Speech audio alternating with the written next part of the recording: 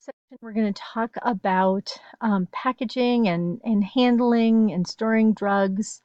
And the first thing you need to know about packaging is that, and this is the version that's going to be handed out to the client, is that um, although the FDA it requires manufacturers and pharmacists to package drugs in a child-proof manner, um, it's not required for veterinarians, but it is good practice, and one could be found negligent if you do not do that. There's some certain situations where you might not want to package it in childproof containers, but generally that's what your default is going to be, always packaged, because if something bad happens, your clinic is going to be found negligent. So you want to be very careful to do that.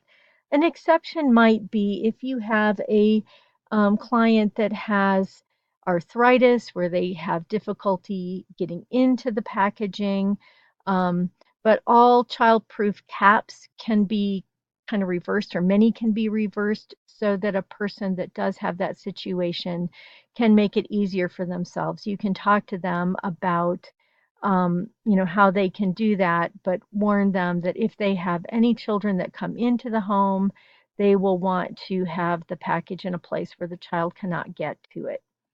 So, and that can be very variable with the child. So it's important to be on the safe side with this packaging. So when we handle drugs, we want to make sure that we're storing them at the appropriate temperature. We want to make sure that we're not exposing them to light if they shouldn't be. Anything packaged in an opaque or light-proof package or amber bottle, that's trying to restrict light to it. So if we transfer it to another container, we want to make sure that we have that in the appropriate like kind of container and give to the client.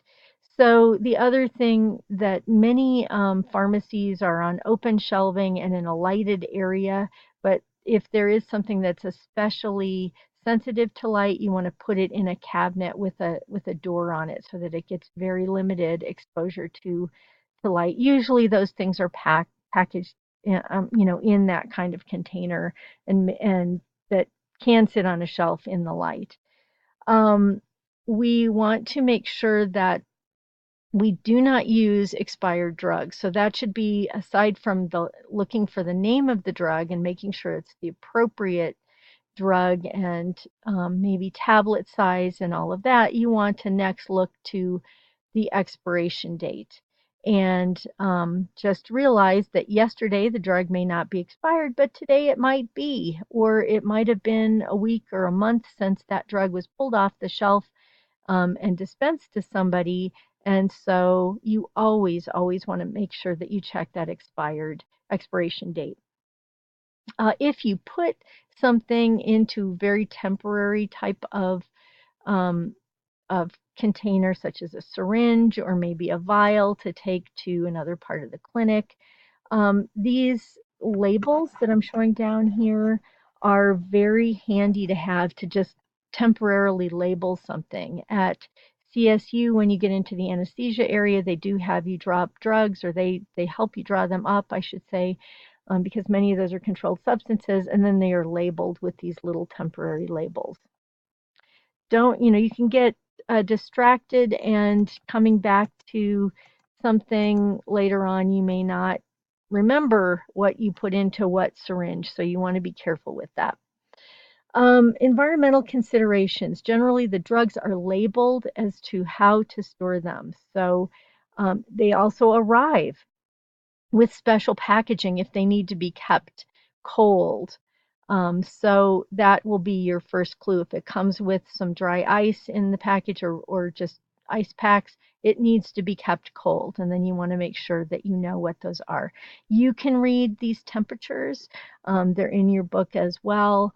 So I'm not going to belabor them. I think the thing to remember is if you are working with an ambulatory veterinarian, so that's a veterinarian that works out of a truck. They usually have a vet box, which will then have containers that can help store drugs at appropriate temperatures.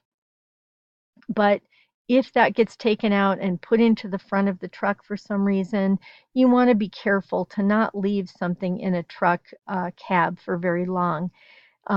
It can get too cold, it can get too hot.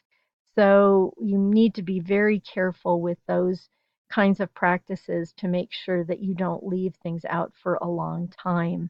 I've heard of uh, uh, shelters that have had, because of the personnel available, they've had certain personnel come in and draw up vaccines and put them onto cages, which then another group of workers comes in and actually administers to the animals later.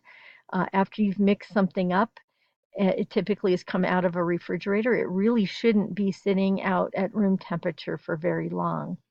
So you just want to be careful in those kinds of situations where something coming out of a refrigerator probably needs to be kept at that temperature or administered right away.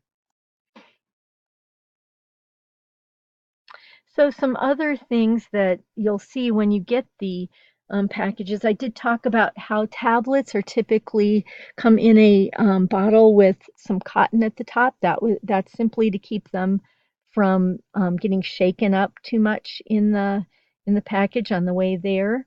And then also you'll see some, and so those can be removed. Silica packets are typically there to keep the tablets from absorb or capsules from absorbing moisture.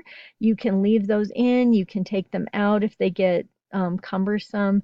We have a pretty dry climate here in Colorado, but if you're in another place that tends to be more humid, you will want to keep those packets in the drug container. So there's nothing wrong with keeping them in, but sometimes after a while they get more cumbersome. You can take one or two out if there's several in there. And then some special drugs like insulin. Insulin is a drug that should not be shaken up. Vibrations will break it up.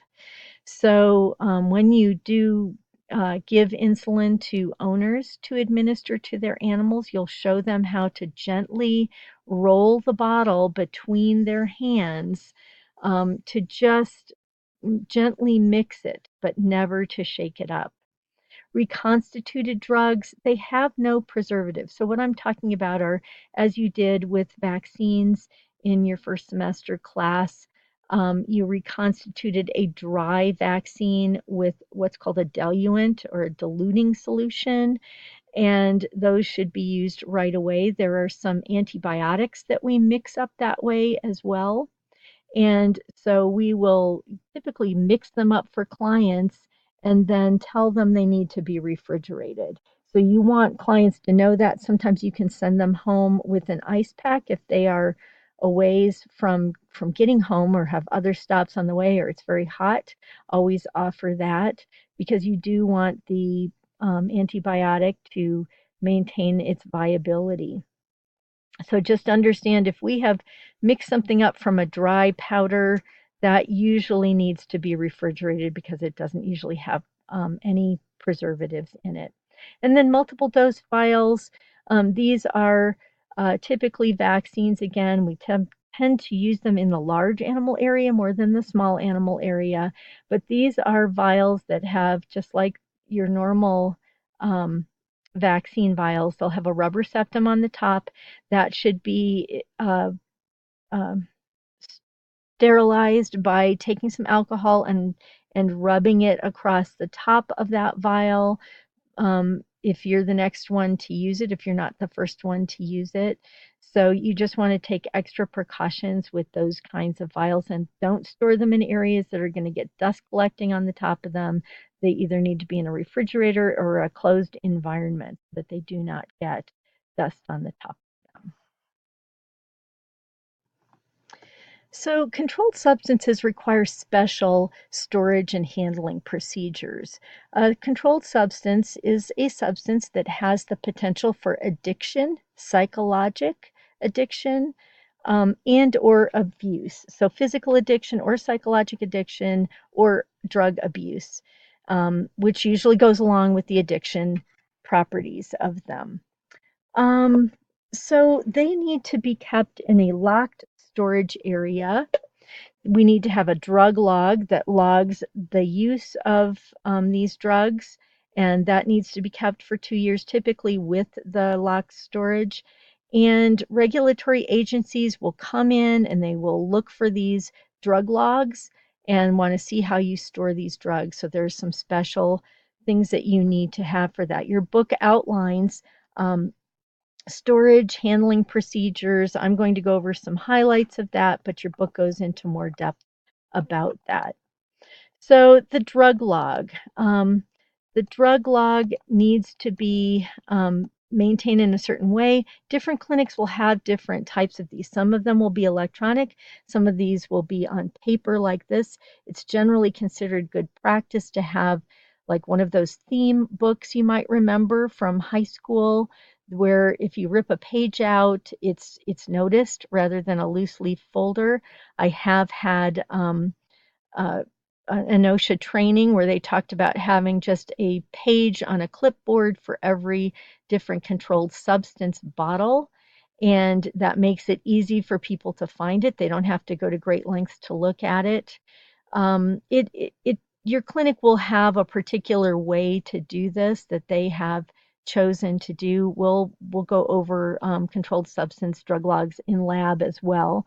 But basically, what you're going to record is every time that drug is pulled out, you record the date, the purpose, the client, the patient amount used. If not all of it is used, sometimes we use drugs just until we get the effect we want, and then we waste it or pour it down the drain. And then receipts for those purchases. We keep all of this for 2 years. I've got a close up of that drug record, and it basically is showing the control number. We're going to go over that. The name of the drug, how much was in the bottle, and then we record the recording number or drug lot for that. And the typical thing that you're going to focus on in that drug log is with each use, you've got the quantity used and it's subtracted from the amount that you started with. So with the prior use or the bottle, in this case 50 milliliters. And after we subtract the 0.8 milliliters, we've got the amount there. The next time we've got the amount we took out, and here's how much should be in the bottle. So at the end of the recording, there should be 0 mils in the bottle. So the Controlled Substances Act started in 1970, and basically there are regulations for prescribing, handling, and storing controlled substances. A controlled substance will have a C on the bottle with a Roman numeral next to it. And that C denotes its potential for abuse. So we start with C1, which are extreme potential for abuse. They're illegal. In most states, marijuana is illegal. In this state and in some other states, there are legitimate medical uses for marijuana. So those are kind of the exception to that. But bear in mind that federally, marijuana is still considered a C1 on the schedule. C2 has a high potential for abuse. These are things like opium, pentobarbital, morphine, and C3 has some potential. In the veterinary world, ketamine is one of the drugs that is in that designation. C4 has low potential for physical or psychological abuse, so phenobarbital, diazepam or Valium, and butorphanol.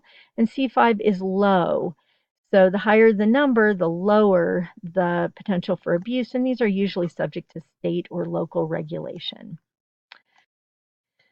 A DEA license is required to prescribe controlled substances, and each veterinarian in a practice should have their own DEA license. The veterinarian is responsible for who has contact with and is allowed to handle these particular drugs. So C1, it's illegal to prescribe even with a valid DEA license because there's no medical use considered for them. C2, it's a written prescription only, no telephone prescriptions.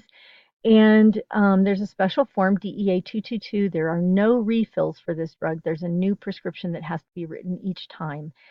C2 through 5, even though it says 4, should be in child-proof containers and must contain the caution here that is shown.